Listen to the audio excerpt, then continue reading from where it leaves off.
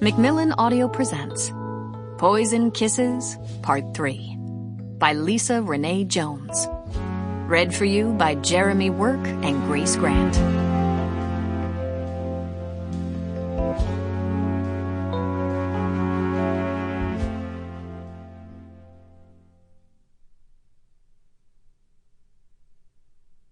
Chapter 1. Amanda.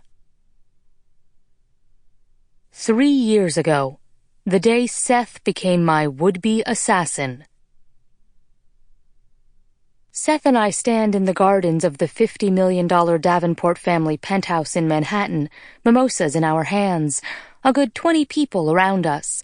And while the people we're forced to mingle with are quite stuffy, the females in the crowd certainly don't turn a blind eye to Seth. And I must say, he's oozing an exceptional amount of alpha hotness today, his short blonde hair accenting his strong and intense blue eyes. His fitted, ridiculously expensive navy blue suit is matched with a tie that is also that same shade of blue. It had replaced his first choice, which had been silver. Said silver tie is now tied to the bedpost in the apartment where we've played Mr. and Mrs. for 3 months. I, too, had been tied to that bedpost only an hour ago, with Seth's mouth doing insanely wonderful things to me.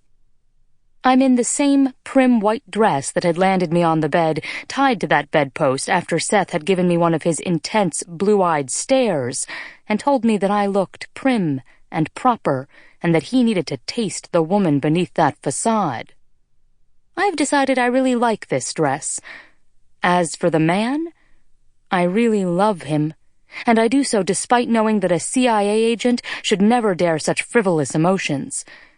It's a reality proven by my father, who has told me often that love kills, saying it while right in front of my mother. Shoving aside that unwelcome thought, I refocus on our mission: convince this snobby group of guests that we're worthy of the Circle. The Circle being an elite group of investors that look out for their wallets, and not always with the best interests of America in mind. One particular Chinese entity is of special interest to the agency, and therefore to us.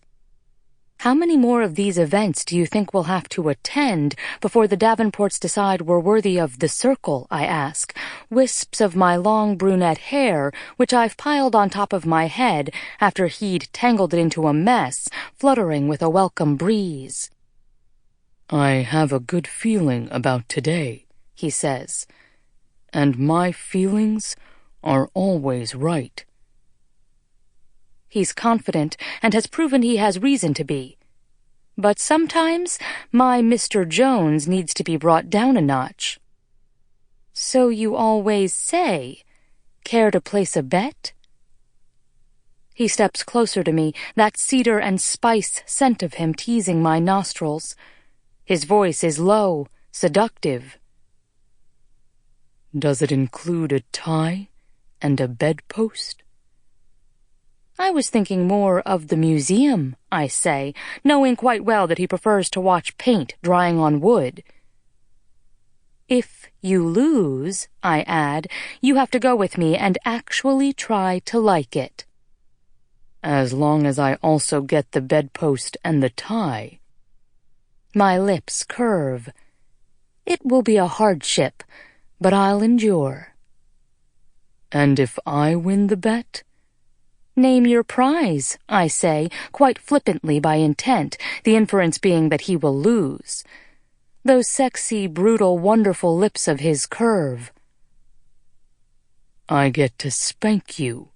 My rejection is instant. I don't do spankings.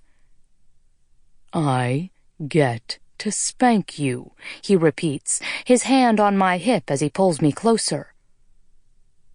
I'll make you like it, just like I know you'll make me like the museum. His eyes brim with mischief. Take the bet, Mrs. Jones. All right, I say, not about to back down. I even smile. Sample complete. Ready to continue?